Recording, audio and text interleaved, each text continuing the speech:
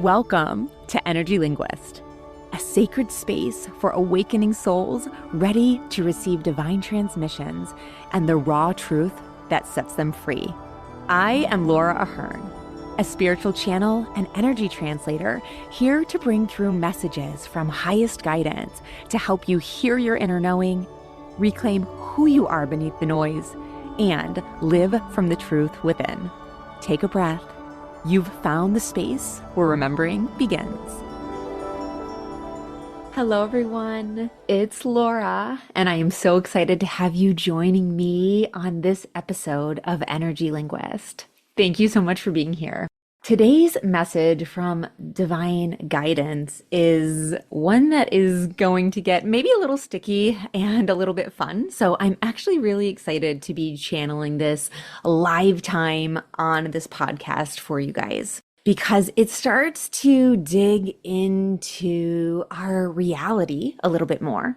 Or maybe it's best to say our perception of reality, because the truth of the matter is that we are all experiencing reality in very different ways. And each of our own experiences of reality is infinitely unique.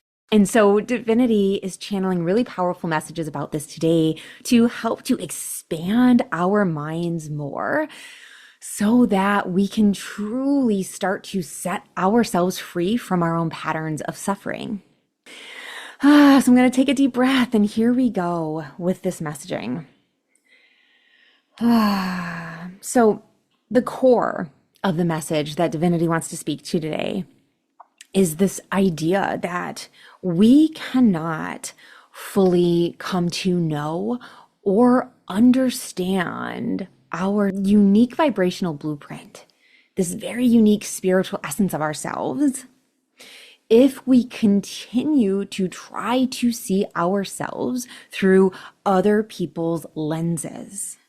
When they're talking about the lens, they're talking about the filtration of somebody else's experiences, meaning the lens through which others see the world is dependent on how they've experienced the world and the conclusions they've made and how the world operates, right? Their own stories around the world and their stories around themselves. In fact, many of us who have intimate connection with those who maybe have been in our lives a long time, you may notice yourself behaving in patterned ways when you engage with these relationships because of the box that they perceive you in, and also the box you kind of continue to jump into in order to be understood in that interaction. So a lot of the times we are coming out of synchronization with who and what we are, and we are aligning with something that we're not in order to continue to harbor old and stale relationships, is how Divinity is channeling this. I feel the feeling of staleness because there are many souls on this planet that are not growing and expanding their own awareness, doing their own inner work to come into this higher consciousness. And on account of it, we will outgrow them, and their experience of the world continues to see us in a light that we no longer exist in. Or maybe it's not very light at all. Maybe it's a dim that we no longer exist in. And so the messaging from Divinity today is all centered around know thyself. Sweet soul, I want you to know thyself. And knowing yourself from the core of your being. What's very interesting is as this message is being channeled, I'm hearing a quote. It's often attributed to Buddha, but Buddha didn't actually say this. It's been kind of adjusted across time to try to convey some deeper concepts that the Buddha expressed. And so I'm going to give you the quote, and then I'm also going to break down what higher consciousness wants us to know about this expression as it pertains to the message that Divinity is channeling today. The Buddha, quote unquote, Buddha quote is, "I am not what you think I am. You are what you think I am." And so this is attributed to Buddha, though it wasn't exactly through that origins. Those words weren't actually used by Buddha. However, what this is highlighting is this subjective nature of perception and how our own thoughts and beliefs shape our understanding of others, and vice versa. Their thoughts and beliefs are shaping their understanding of you. In one of my previous episodes, Divinity pointed out cycles of fighting this battle of darkness versus light. And they're showing me an echo of that cycle in what they're about to expose and unveil to us. Because much of what happens here is that we are consciousness having its own infinitely unique experience, right? Consciousness becoming conscious. And each of us is experiencing this collective experience through our own unique lens. And within this experience, often, in order to try to stay in places that we've outgrown, we start to wrestle with trying to get someone else who exists in a completely different reality to agree with us on our perception of reality. And so a battle begins. And to us in our storylines, it's very black and white, right and wrong, dark versus light. They're wrong, I'm right. It's very ego-centered.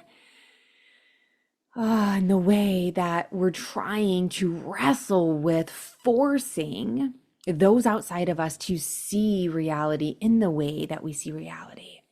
In fact, Divinity channels this really powerful message around the fact that having opposing opinions isn't what creates war and strife and struggle.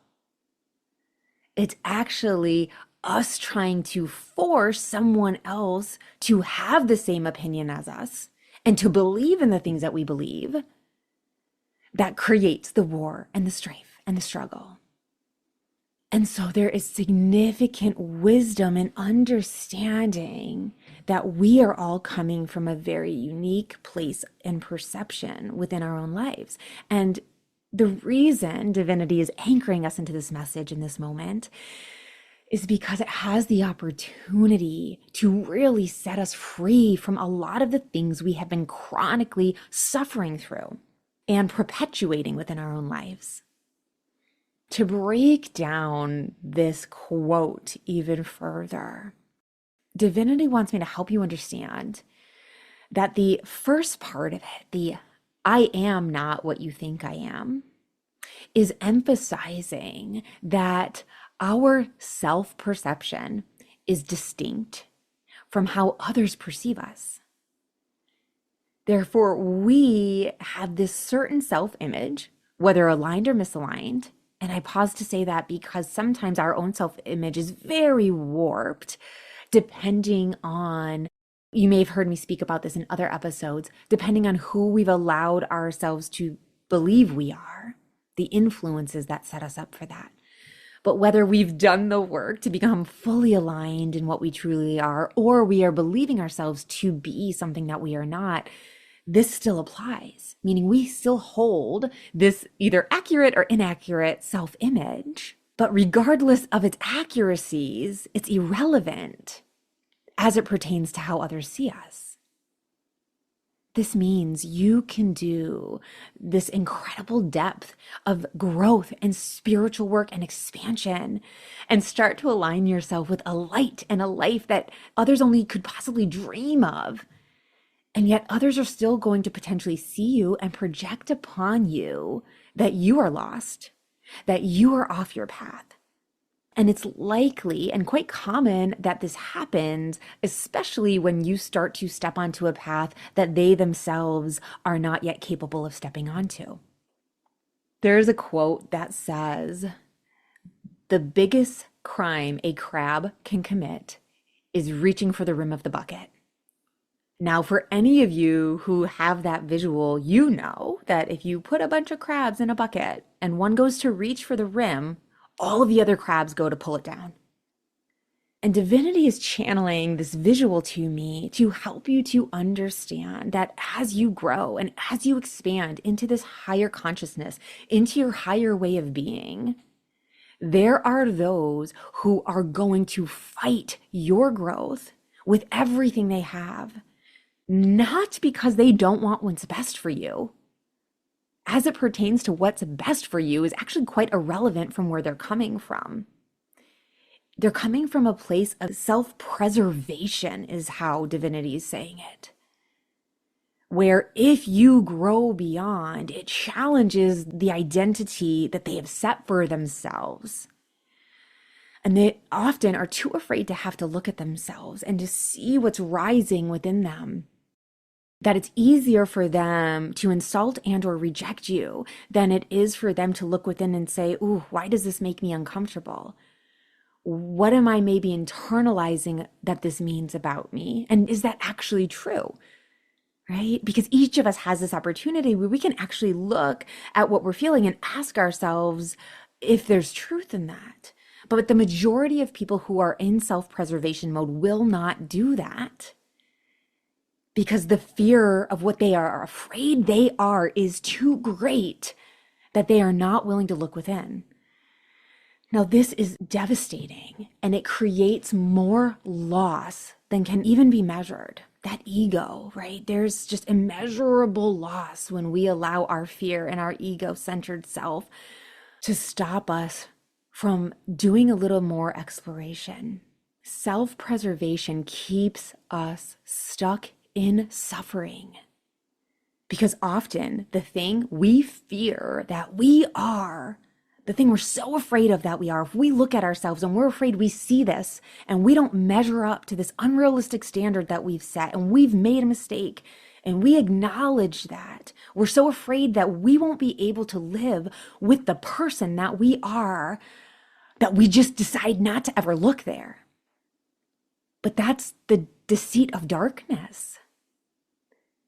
Because if we would only just look, we could discover what we no longer wish to be, what we no longer wish to engage with. We could hold ourselves in the unconditional compassion that we behaved in ways that served us to some point in time. We did it for a reason. And maybe the way that the world has evolved, or maybe the way in which our loved ones have evolved, no longer requires that same tactic or that same behavior. Maybe the thing that once helped us to survive is now preventing us from thriving. Maybe the thing that once helped us survive is keeping us stuck in our own suffering. And so there's great wisdom that divinity is channeling with an invitation to understand that we can look within ourselves, that we are safe in the arms of the divine, to be able to experience even our pain and our regrets through the lens of unconditional love, and to forgive ourselves, not just for everything we feel we're not, but more importantly, for the ways that we have been intolerant of ourselves, intolerant of our mistakes. If you've read my book, The True Calling, you might be familiar with my quote. I talk about it at length. Mistakes are not optional. They're required. And I'm sharing this because it's really important for us to be in the remembering that mistakes have this capacity to bless us on our path. They're actually the wisdom if we allow ourselves to extract that wisdom from them. And it's important for us to know what's possible within our own lives to break free of things that are in the dark that might be keeping us stuck in our own suffering, and also to have compassion for others that might not be courageous enough to look within themselves. The second part of this quote that divinity wants me to break down is this energy around the you are what you think I am. because this highlights the subjective nature of perception. And instead of focusing on a singular objective truth about someone, this part of the quote suggests that each individual's understanding is shaped by their own thoughts and beliefs. So often, people are, just like we touched on a little bit ago, seeing us through their filtered lens. And how they're experiencing us shapes their perception of what we actually are. Often, coming into our own unique expression can create a massive amount of discomfort for those outside of us who are not yet willing or courageous enough to step into being their unique self, to step into authentically expressing themselves from a heart-centered, aligned place. It's important for us to know this because often people experience discomfort of what it would feel like within their system if they did the things we're doing or said the things we're saying or behaved the ways we are. And that discomfort creates this projection that lands on us in a way that says what you're doing is uncomfortable or embarrassing or not right, right? But what's actually happening within their field is it's awakening awareness for them, if they would be willing to look at it, over what is creating discomfort for them. And it would provide an opportunity for those willing to look to say, why does this make me uncomfortable? Why does this person, quote unquote, trigger certain things in me? One of the things that I teach in depth in my Consciousness Recoded program is around judgment, because there is this negative connotation around judgment when in fact, judgment can be a great gift to us. And judgment can bless us in a way when we realize that the things that we are judging or the judgments that arise often point us straight to what matters most and to what we believe. So it's a couple of different things, but let's break that down. What matters most, right? A lot of the times when we feel a judgment rise, it's because someone isn't living up to our standard. So that judgment may point us into what we care about. What do we feel is valuable? And then there's this other part of the judgment of beliefs that it can invite us into questioning, well, I'm getting frustrated or I'm feeling judgmental of this because I believe fill in the blank. And then to question, do I believe that? Why do I believe that? Is that aligned with me? Because a lot of the time, our beliefs and our values were instilled in us by those who came before us. And so though maybe some of them are aligned with who and what you truly are, there may be parts that are not, that are leading to not only external rejection, but internal self-rejection. So it's really important for us to be aware of the ways in which judgment and our awareness of our own judgment can bless us, and aware from this higher consciousness perspective of what other people might be experiencing. So why is this helpful to us? Part of the reason it can become invaluable to us to understand the ways in which we're operating internally and how people are operating within their own realities and consciousness is that it helps us to stop internalizing what we are experiencing or how maybe we're perceiving and experiencing others. So for instance, I want all of you to ask yourself right now, how many of you have ever noticed the human tendency to become really offended over someone else's experience? How many of you have ever become really offended over the way someone else felt about something? Right? God, I feel that energy rise. I feel that fuel burn. Oh my God. Whew. A lot of adrenaline. That's all. I feel it from the root all the way up through the solar plexus. Oh, this is such an important piece of wisdom that divinity offers to us today. Because the truth of the matter is somebody's experience is not right or wrong. It's just simply their interpretation of what's happening. And you don't have to agree with that experience. We can still hold space for people and love them through it and say, I'm sorry you felt that way. I'm sorry you've experienced it this way, without taking ownership of it or without internalizing and creating this painful self-blame that so often occurs when we are uncomfortable with someone else's experience. So that opens us up for divinity to really show us that so much healing is available when we are willing to allow ourselves to be in this united harmony with our essence and our unique authentic expression and who we uniquely are, while also holding space for others to exist within their world without this desire to try to force and manipulate what someone else is going through.